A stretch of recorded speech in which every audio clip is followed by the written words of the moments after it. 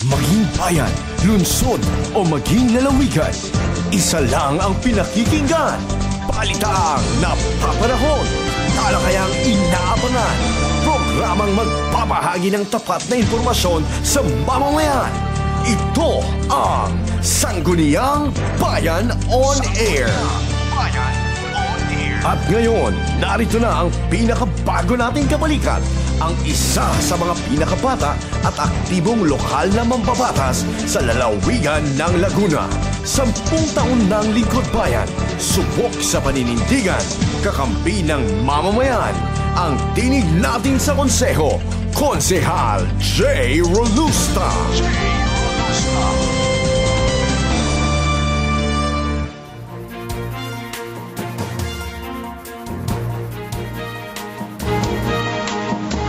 Kabayang tanghali, Calabarzon, Cavite, Laguna, Batangas, Rizal at Quezon. Gayon din naman sa lahat ng naabot ng programang ito sa Timog Katagalugan at maging sa Metro Manila.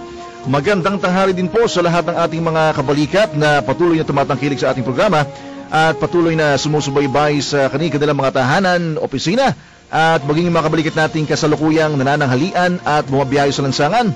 Ito po ang inyong lingkod, Konsehal J. Rolusta, at makakasama niyo po ako muli sa susunod na kalahating oras ngayong Miyerkules, ika-23 ng Enero taong 2013. Kayo po ay nakikinig sa nag-iisang himpilang kabalikat ng Diyos para sa bayan, DCJV 1458, at ito po ang Sangguniang Bayan on Air.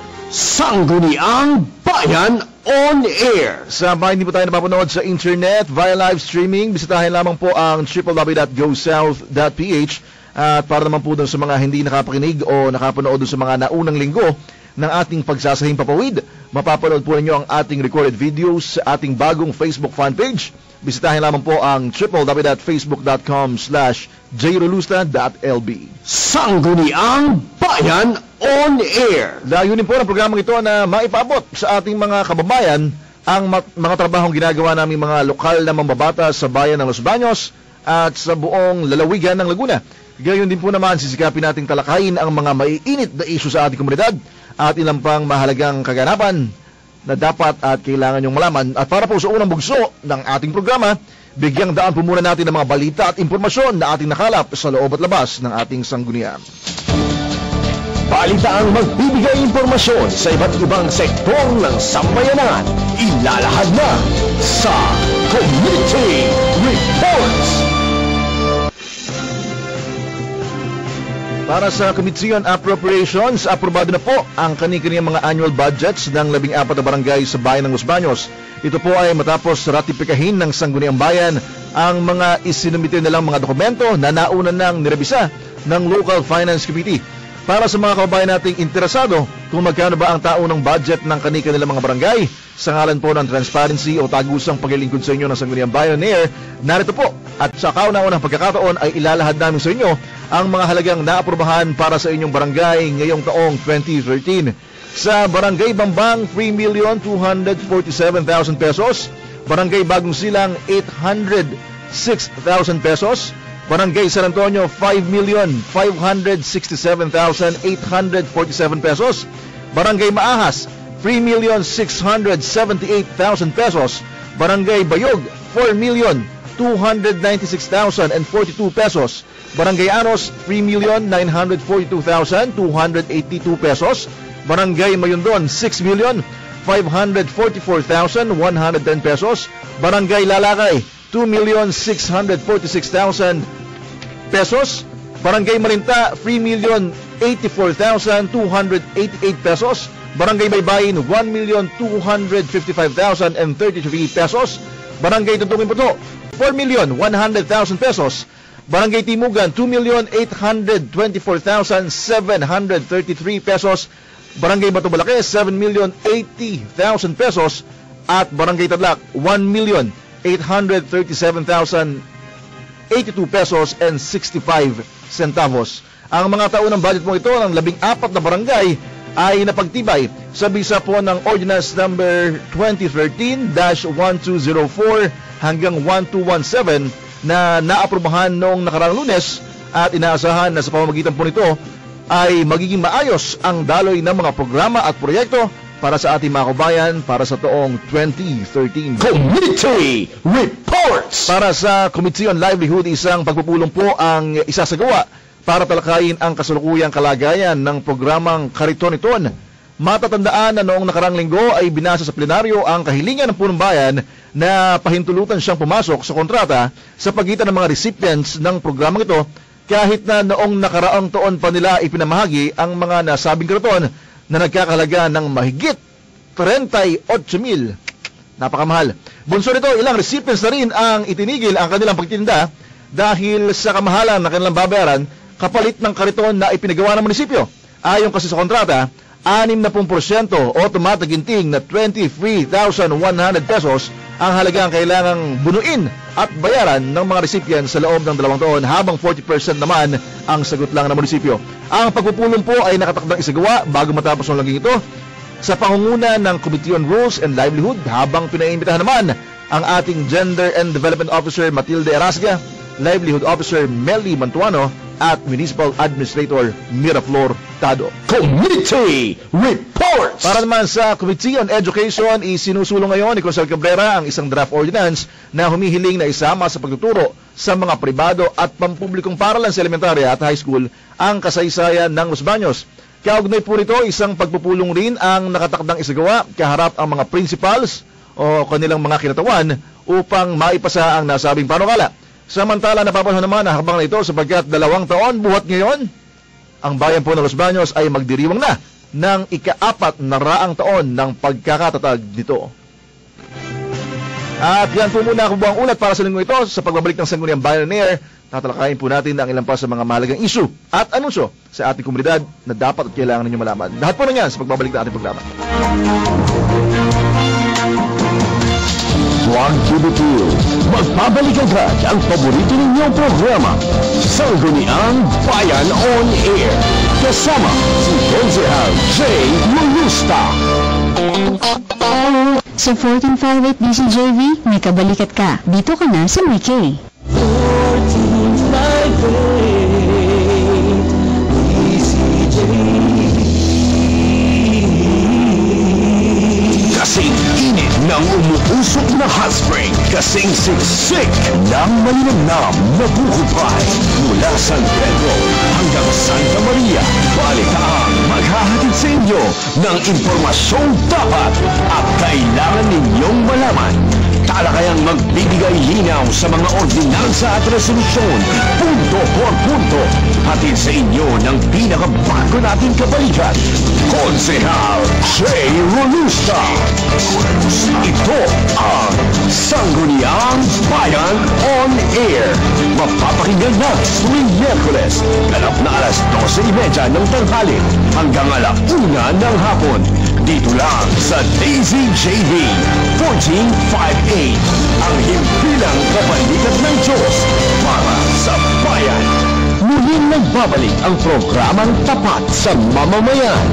Ito ang Sangguniang Bayan on Air. Kasama si Konsehal Jay Rolusta.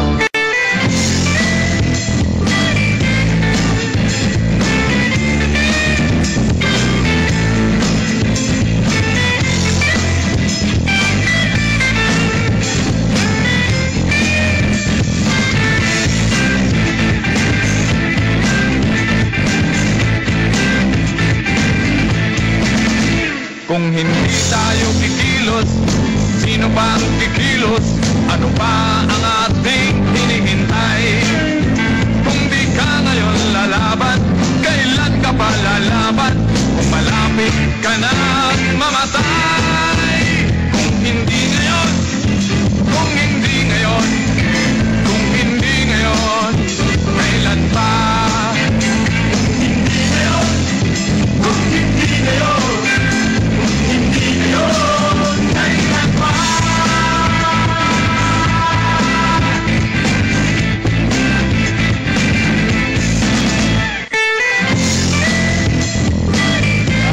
natin ay ganap na ika-41 minuto makalipas ang ika-12 ng tanghali ngayong ika-23 ng Enero 2013. Muli po nagbabalik ang programang Tapat sa Mamamayan. Ito po ang Sangguniang Bayan on Air. Sangguniang Bayan On Air. Tayo po ay napapakinggan sa impilang kabalikan ng Diyos para sa bayan, DCJV 1458 at sa bayan din po napapanood via live streaming sa internet. Bisitahin lang ang www.gosouth.ph.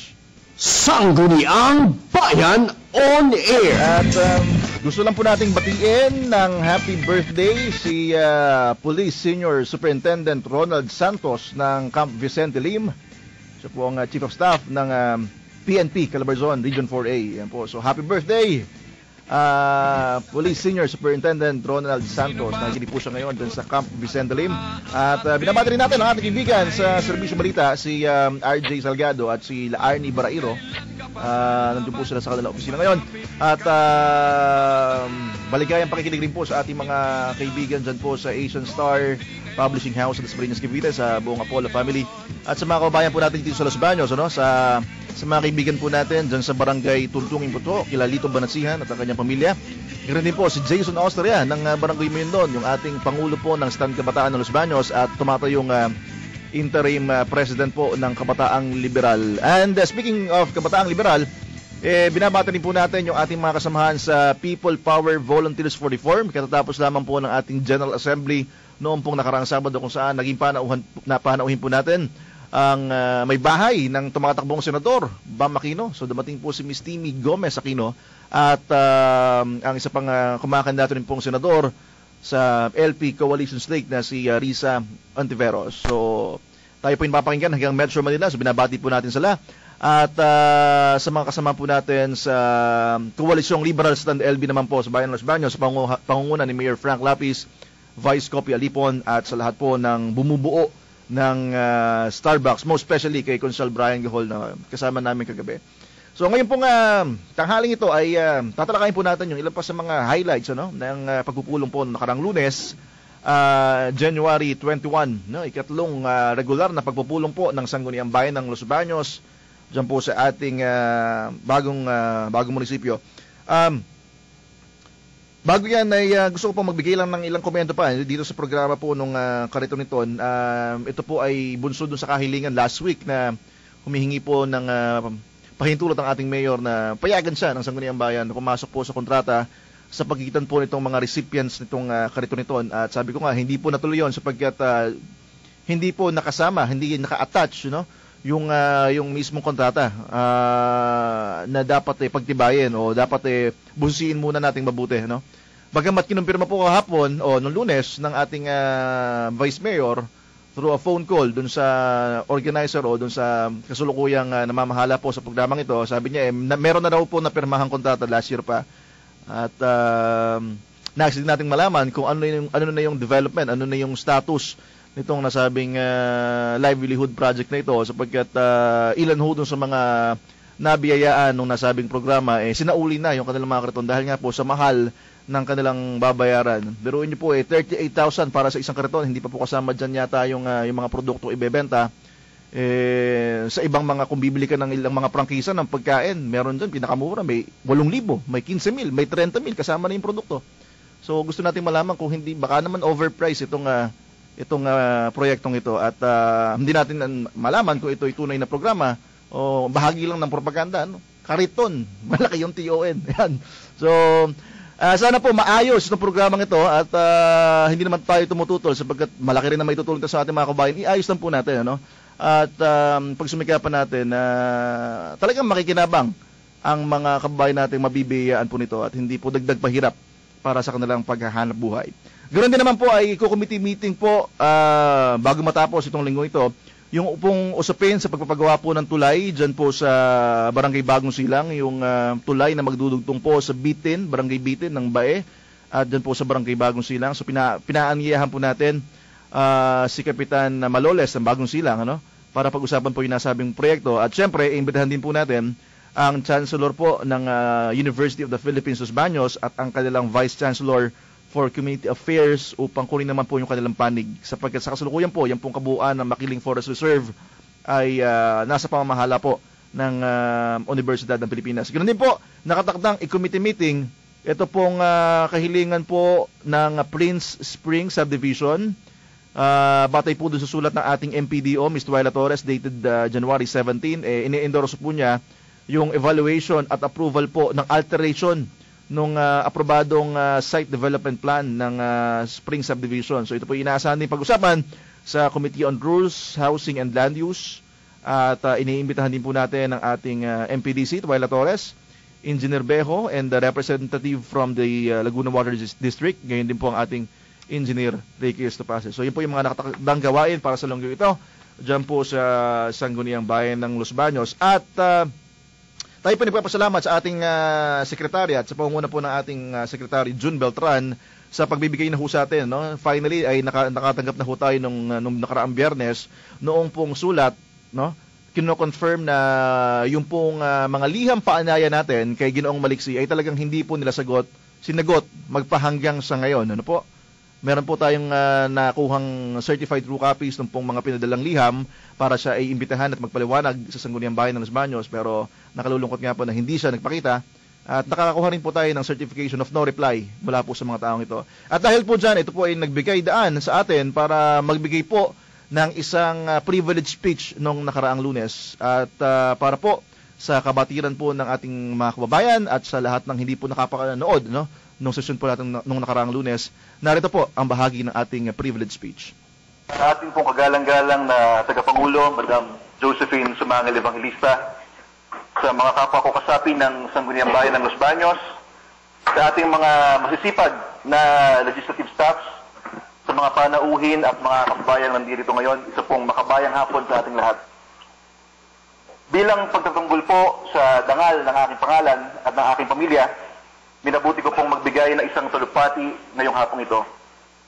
Kung inyo pong matatandaan, batay na rin po sa ating mga nagdaang pagpupulong, makailang ulit po nating pinaimbitahan si Ginoong Tomas Butch Maliksi, isang empleyado ng ating munisipyo, kilalang kampanyador at kaalyado ng ating kasulukuyang punong bayan, na matapos ang halalan noong taong 2010 ay naitalagang executive assistant at tatas ang mamuno sa Mudho o Municipal Urban and Development Office. Ang imbitasyon po ito ay ating hiniling nang sa gayon ay mabigyan ng pagkakataon si Ginoong Maliksi na maipaliwanag niya ang kanyang mga naisulat sa pahayagang Los Baños Update na may titulong Wasto at naaayon sa batas ang dinaanang proseso sa pagpapagawa ng bagong munisipyo. Ang natitirang mga kopya po ng pahayagang ito ay patuloy pa rin ipinakakalat sa buong bayan ng Los Baños magpahanggang sa ngayon.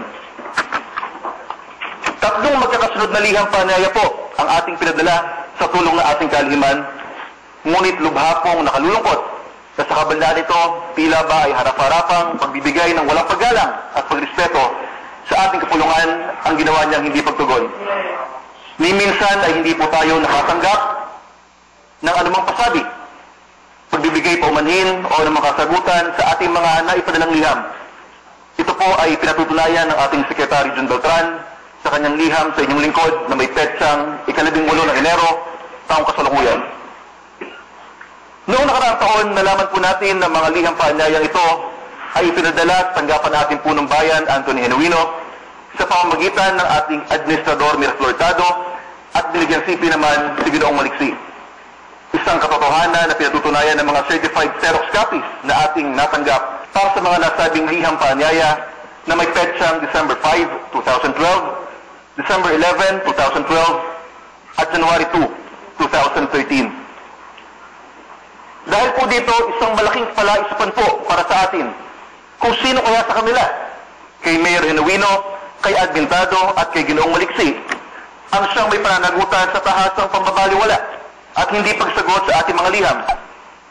Isang pangyayaring lubhang nakalulungkot dahil tila ba hindi na nila binigyan ng pagkakataon ang ating mga kababayan na malaman kung ano talaga ang katotohanan sa mga issue at istoryang inilimbag nila sa nabanggit na pahayagan.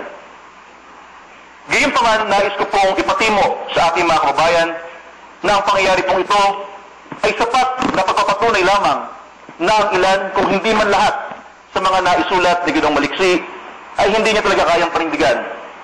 Na ang mga ito ay produkto lamang ng kanyang imahinasyon, mga gawa-gawang kwentong walang basihan at walang katotohanan. Ang hindi nila pagsagot at hindi pagharap ni Ginoong Maliksi ang siyang nagbukas ng daan at nagbigay pahintulot sa inyong lingkod upang sa pagkakataong pong ito, ayoko naman ang makapagbigay ng aking opinyon at reaksyon sa kanyang mga naisulat. Ang talumpati pong ito, mga minamahal kong kababayan, ay upang ituwid ang mga paratang at di makatotohanan ng mga pahayag na alam naman po natin ang layunin ay siraan lamang ang ating malinis sa pangalan. Ako po ay pinanganak na mahirap at magpahanggang sa ngayon ay maligaya sa isang simpleng pamumuhay. Hindi ko po ito kinakaya. Bagkus ay taas na ako po itong ipagmamalaki sapagkat bagamat kami mahirap, kami naman po ay nabubuhay ng marangal. Pinalaki po ako ng aking mga magulang ng may buong support at pagmamahal at bagamat salat sa yaman, pinagsumikapan po naming mamuhay ng malinis, disente at payak at kailanman ay hindi nagnasa ng yaman ng sinuman. Sa edad na 8 taon, kami po ng aking kapatid na si Ate Joan ay nakaranas magtinda ng ice candy at pulburon sa aming mga kaeskwela para ipandagdag baon po namin nung kami nag-aaral sa elementarya. Nasubukan din po namin magtinda ng sari-saring inihaw sa kalsada kasama ang aming mga magulang sa mga araw na walang pasok o di kaya'y pagkatapos ng aming eskwela. Noong ako po ay tumuntong ng high school, kasama naman ako ng aking ama sa pag-i-extra sa kanyang trabaho bilang isang kusinero. At pagka-graduate ko po sa kolehiyo, agad po ako nagtrabaho sa call center ng isang kilalang bangko sa loob ng mahigit 3 taon bago po ako tuluyang mahalal at maging bahagi ng konsehong ito. Sa mga karanasan ko po ito, nakita ko po ang kahalagahan ng paggawa. Natutunan ko po na kailangan kumayod kung nangangarap tayo ng mas magandang buhay. At bagamat higit 1 dekada na po ako sa politika, mula po sa pagiging SK chairman noong taong 2002, barangay kagawad sa aming barangay noong taong 2007, at kasapi po ng Sangguniang Bayan mula taong 2010 hanggang sa kasalukuyan, kailanman ay hindi po tayo ng abuso sa ating posisyon ni nagnasa sa kabanang bayan. Maaaring masaktan po ang ilan sa ating mga kasamahan, ngunit matapag ko pong sasabihin ngayong hapong ito na kung meron man po sa atin ginagamit ang kanilang kasalukuyang posisyon upang personal na makinabang sa mga pag-awain at proyekto ng ating pamahalang bayan, makasisiguro po ako na hindi ako kabilang rito. Hindi po ako ni isa sa miyembro ng aking pamilya o kaanak ang mahilig mangutar sa munisipyo, na hindi po tayo nakikipag-ugnayan ni nakikipag-usap sa sinumang kontraktor upang humingi ng anumang pabor mula sa kanila. Sapagkat sa to'y hindi ko po gawain ito at hindi po ako pinalaki na aking mga magulang na gawin ang mga ito. Noong pong nakaraang taon, kasabay ng pagbubukas sa ating bagong bahay pamahalaan, ay ipinakalat din po at ibinamahagi ang napakaraming sipi ng pahayagang Los Baños Update, kung saan nakalimbag sa loob nito ang artikulong isinulat ni Ginoong Maliksi. Doon ay ipinaliwanag niya ang prosesong dinaanan ng pangungutang na pinasok ng munisipyo. Pagilitan niya ng mga kwento na tila ba ay alam na alam niya ang mga buong pangyayari, gayong wala naman siya sa lahat ng mga pagpupulong na isinagawa ng Sangguniang Bayan kaugnay ng usaping ito. Kapuna-puna ang pag-iwas ni Ginoong Maliksi sa totoong issue, kabilang na ang hindi pagbanggit sa questionable at dinoktor na ordinansang 2012-1126 na siya pong sentro ng usapin na nakahain ngayon sa pag na ombudsman. Ito po marahil ay upang iligaw ang ating mga kabayan. At bukod pa riyan, higit pong nakagulat ang paglalahad niya ng ilang kasinungalingan, mapagtakpan lang ang katotohanan. Sa kanya pong artikulo, isinulat ni Ginoong Maliksi ang ganito: gayunpaman, mayroong ulat na isang konsyel ng bayan ang nanghingi ng kickback, suhol o SOP mula sa kontraktor na gumawa ng bagong gusali. Ang nasabing konsyehal ay nabigo nang sabihan siya hindi pumapayag ang punong bayan sa anumang suhol o kickback sa anumang proyekto ng munisipyo sa Los Baños. Simula nang maisuwalat ang nasabing pangyayari, naging paratang na ng mapanlinlang na konsyel na ito ang mga katagang hindi dumaan sa tamang proseso ang pagpapagawa ng bagong munisipyo. Marahil upang umasta na siya ay may turing na malasakit sa bayan, pero sa katotohanan ay pera sa kabanang bayan ang kanyang pinagnanasaan. Bagamat walang direktang pinangalanan si Ginoong Maliksi sa mismong artikulong ito, marahil po sa takot na rin na makasuhan ng libelo, ilang araw lamang matapos maipakalat ang libu-libong sipi ng nailimbag na pahayagan, sinimula naman sa pamamagitan niya at ng kanyang mga kasamahan ang pagpapaliwanag at pagtuturo sa ating mga kabayan na ang inyong abang lingkod raw ang siyang tinutukoy sa mga talatang ito. Makailang beses akong pinuntahan ng ilan sa ating mga kabayan upang kumpirmahin ang mga naisulat na ito. Ngunit mabuti na lang, at ito naman po ay patuloy kong ipinagpapasalamat sapagkat mas nakahihigit pa rin sa ating mga kabayan ang sa atin ay nagmamalasakit, nagtitiwala at patuloy ay nagpapaabot ng kanilang simpatsya patungkol po sa di makatuwiran at di makataong paninirang tulad ito na ginagawa sa atin ng ilan sa ating mga katunggali sa politika. Nakatuwa kong isipin na sa mismong empleyado pa ng ating munisipyo, nagmumula ang mga gintong chismis at hindi makatotohanan ng mga pag-uulat na sa halip na paglilingkod sa ating mga kabayan ang unahin, paghahabi ng mga gawa-gawang kwento ang mas pinipiling pagkabalahan at atupagin. Sayang ang buwis na binabayad ng ating mga kabayan sa mga kawaning katulad nito. Sayang po at hindi tayo pinaunlakan ni Ginoong Maliksi sa ating mga paanyaya, sapagkat kung nandito sa ngayon, simple lang naman ang aking hamon na may aalok sa kanya.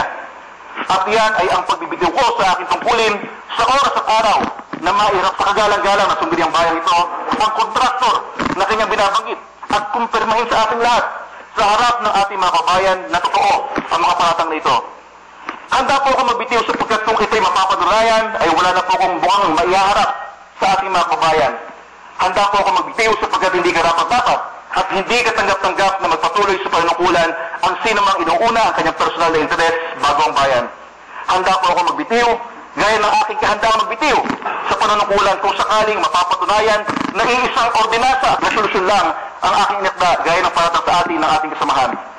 Mga kasama, mga minamahal kong kababayan, simple lang po naman ang aking panawagan. At ito po ay para sa lahat, lalo't higit sa mga tulad kong kawani ng pamahalaan. Maging responsable po sana tayo sa pagbibitaw ng mga salita at mga pahayag. Bago po sana tayo magdesisyong sumulat o gumawa ng anumang bagay, pakaisipin po muna natin kung ito ba ay kaya nating panindigan, ipagtanggol at ipaglaban. Sa nalalabing mahigit na 5 buwan sa ating panunungkulan, naniniwala po ako at positibo po ako na may pag-asa pang maayos at mabago ang pakikipag-ugnayan at samahan dito mismo sa loob ng munisipyo. At yan po ay magaganap, magkakaroon ng katuparan kung lahat po tayo ay magkakasundong tahakin at piliin ang isang masikip, matinik, ngunit matuwid na daan. Ipaglaban po natin ang tama, labanan ng mali, mabuhay po ang Sangguniang Bayan ng Los Baños, mabuhay po ang marangal ng mga may na Los Baños. Maraming salamat po. At yan po ang kabuang privilege speech po natin noong nakaraang Lunes, January 21, dyan po sa Bulawagan ng Sangguniang Bayan ng Los Baños. Yan po ay bahagi ng ating sesyon noong nakaraang Lunes. At sa punto po ito mga kaibigan, sadyang mabilis po ang takbo ng oras, ay hinihiling ko po na magkaisa tayo ngayong tanghaling ito upang ipadalangin po natin ang ating bayan. Brother Mark? Nais ko pong ipanalangin ang ating bayan. Panginoong Diyos na makapangyarihan sa lahat, marapat kang maitaas at madakila sa hapon na ito. Nang dahil sa iyong tapat at wagas na pag-ibig na ipinagkakaloob sa amin sa araw-araw. Panginoon, sa hapon pong ito, narito po kami upang humingi ng habag at awa sa inyo na lagi po nawa ninyo kaming patnubayan at gabayan sa lahat ng aming mga ginagawa upang kami ay maging matagumpay sa aming mga ginagawa at kinatatayuan sa aming buhay. Itinataas ko po ang aming bayan na patuloy po kayong mangusap sa lahat ng mga mamamayan na maging maingat po sila sa kanilang paligid sa panahon na ito na malapit na ang eleksyon. Maraming mga mapagsamantalang tao. Huwag po kayong magpagamit sa kanila, bagkos ipaglaban po natin ang dapat at tama ang maging desisyon ninyo sa halalan na ito. Alam ko po na gagabayan po kayo at bibigyan ng talino ng ating Diyos na buhay sa pamamagitan ng banal na Espiritu. Salamat po Panginoon sa programang ito kung saan marami po kaming nalalaman na mga bagay-bagay upang kami ay malinawagan sa lahat ng mga nangyayari sa aming kapaligiran. Malugod ko pong ibinabalik sa inyo ng may pasasalamat at kaluwalhatian sa matamis na pangalan ng ating Panginoon Jesus. Ang lahat ay magsasabi ng Amen at Amen. Amen. Thank you very much. Pagbati, Brother Mark, bago tayo magpaalam. Ang nanay ko po sa bahay, si Mami at si Myra Len at RBC family. Thank you. Okay, salamat. Si Brother Mark po ay bahagi po ng mga kabataan ng Los Baños. Yan. So, kasama natin siya lagi dito sa ating estasyon. At siyempre, binabati rin po natin ang lahat po ng kasapi ng Sakada ng Kalamba. Diyan po sa Central Terminal Crossing. Ang Muslim Brothers na sina Eddie Bolug, Toroganan, Amina Dimaokor, Haji Ali Olga, Jamal Macalabo, Jana Macalabo, at ito po ay pagbati mula po sa ating kaibigan si RJ Salgado. Ganun din, happy birthday kay Charmaine Angela Trilliana ng Los Baños po. Pagbati naman mula sa kanyang tiyahin na si Arnie Barairo. At binabati natin ng 2 years and 4 months anniversary, sina Consiel Brian at Yan. Nung po ngayon po, January 23. Ganun din sa ating mga kasama kagabi, sila Oliver Carpio na balikbayan nating kaibigan mula po sa New Zealand. Kila Resty Secreto, sa ating kumpare Arnel Gahol at kay Nelson Bandian. At sa mga nagdiriwang ngayon ng kanilang karawan dyan po sa munisipyo, belated happy birthday po sa ating assessor Marcelo Alcachupas noong January 16. At advance happy birthday naman kina Belen Sanchez, Sir Nancilo, sa ating kasamang konsehal Domingo Galang, Francisca Bautista, Francisco Terrible, Ronaldo Capili, at sa ating po Municipal Health Officer Dr. Alvin A. Isidoro. Siya po ay magdiriwang ng kanyang kaarawan sa January 31. At magkarinigan po ulit tayo mga kabalikat sa susunod na linggo sa ganito pa ring oras. Dito lamang po sa nag-iisang programang Tapat sa Mamamayan. Ito po ang Sangguniang Bayan on Air. Maraming salamat po. Ano pa ang ating hinihintay? Kung di ka ngayon lalaban, kailan ka pa lalaban?